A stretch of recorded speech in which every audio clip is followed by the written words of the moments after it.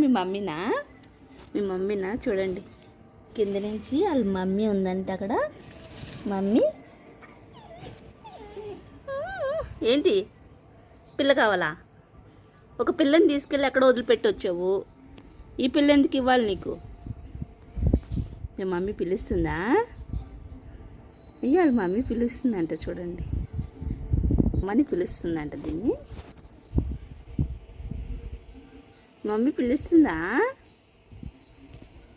Rocky Rocky వచ్చిందా mummy? రాలేదు. వాళ్ళ మమ్మీ అక్కడ ఉండి చూస్తుందంట ఫ్రెండ్స్. చూడండి, కాళ్ళు కింద నుంచి పెట్టి